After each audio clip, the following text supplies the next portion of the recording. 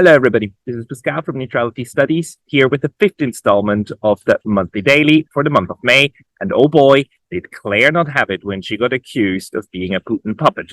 Sorry, President, I am sorry, but the colleague here has just asked me how much money I received from Putin, which I find highly unacceptable and outrageous, and I'd like that remark withdrawn.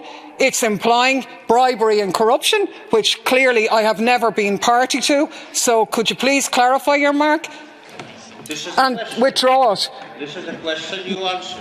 You asked me how much money I got from Putin. Zero. What do you think? It's an outrageous violation and undermining of a legitimate point of view. You're as authoritarian as the reactionary friends you give out about. You're a disgrace. Excuse me. You're a disgrace. You're just as bad as them. Colleague Daly. Yes, Claire is fierce, and she was pointing out again the hypocrisies of the EU, especially when it comes to human rights. Please enjoy. Thanks very much, President. So here we are, and the corks must be popping in the arms industry boardrooms all over Europe. A plan rushed through behind closed doors, no public consultation, no public debate, presented as a fait accompli, just waiting for our rubber stamp. A unilateral declaration by an unelected commissioner that Europe is now a war economy. Not a war on poverty or homelessness or on climate change, but a diktat to the public of Europe that they have to accept another €1 billion being laundered from their pockets into the fat wallets of the global arms industry.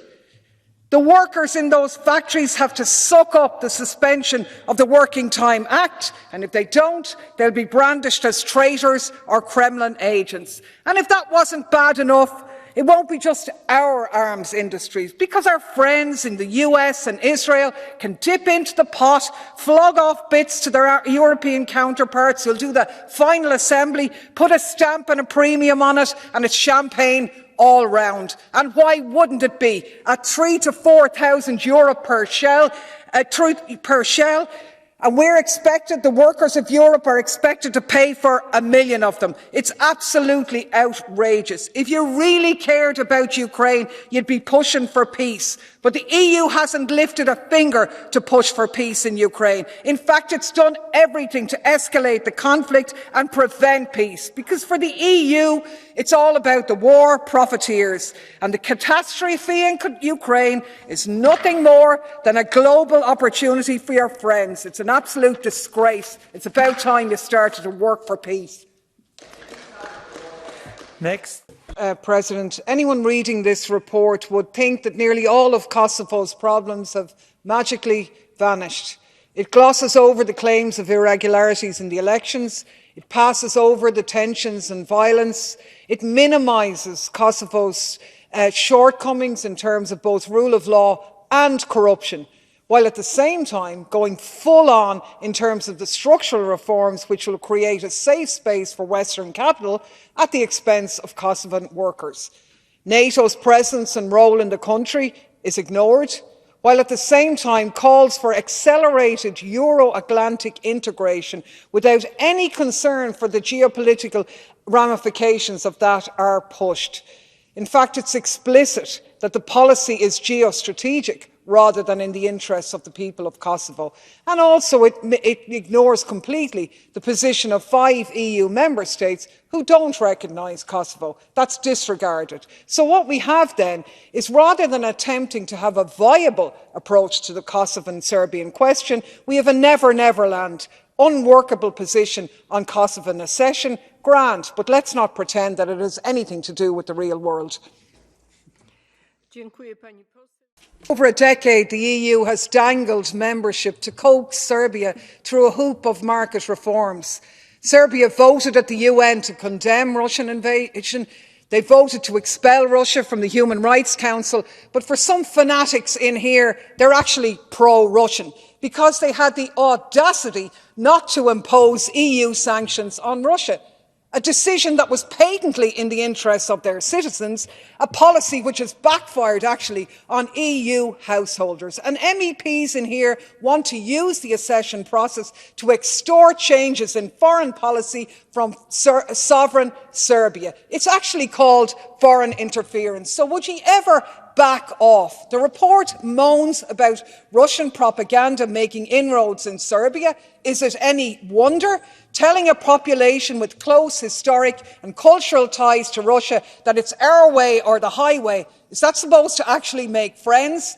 Serbia is entitled to have good relations with Russia as it is with the EU. Why do they have to choose? You know, people in here should learn the lessons of history. If you force them to make a choice, they mightn't make the one you want. Thanks, President. The Western media shows two warlords, two rival military factions, ordinary people frightened and fleeing, but nothing explained, no context, no responsibility. The European elites throw up their hands and wonder, how shall we swoop in and save the Africans from themselves? But there's no mention of European funding, external border policies, the financing of state forces to round up desperate people migrating north to stop them reaching Europe. We've removed our fingerprints from this disaster and we pretend it comes from nowhere. I agree that we need peace, but how? As usual, this isn't about what we must do, but what we've got to stop doing. Sudan needs civilian government. Sudan needs economic justice. It needs an end to militarised extra activism in rural communities driven by the circuits of Western capital.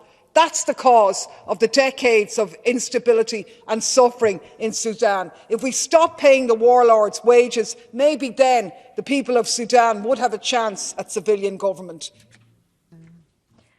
Thanks, President. I genuinely think it's an awful pity that we weaponise human rights in here. We've had multiple motions about human rights violations in China, in Russia, in Belarus, and not a single word about the appalling violations in the US, Israel, or our own member states. Of course, I regret and oppose that there are people in Belarus in prison for trying to change their society, as I do those sharing the same fate in Israel or Catalonia. I want to see the release of Belarusian trade unionists, Gennady Fedonich, Vasyl Brezhnev and Václav Arskya. They are the representatives of genuinely independent Belarusian trade unions.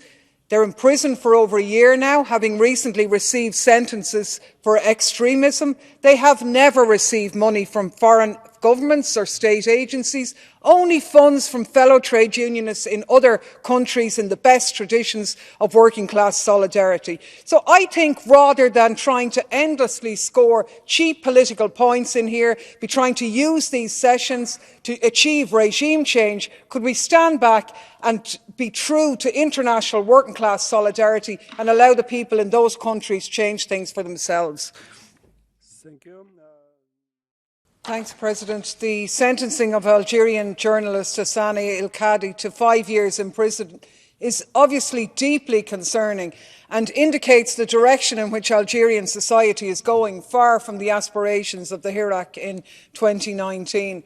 300 political prisoners of conscience, systemic dissolution of civil society organisations, the muzzling of the press, the arrests and intimidation, and none of this seems to be particularly bothering the European Union at all. In the urgent search for alternative gas supplies, you don't want to deal with the authoritarian regime of Russia, so you'll deal with other regimes that have equally disturbing human rights records. And I think the visit of Joseph Borrell to Algiers recently exposes this hypocrisy, along with our extension of security cooperation in the Sahel with the same players. This isn't going to be of any benefit to the citizens of Algeria. So, you know, it seems to me as long as the gas flows, we don't care. So can we please drop the pretence that we have values where others don't, and be honest, it's always about interests and it's always about the wealthy enriching themselves at the expense of the majority. Thanks, President. This is actually an excellent report.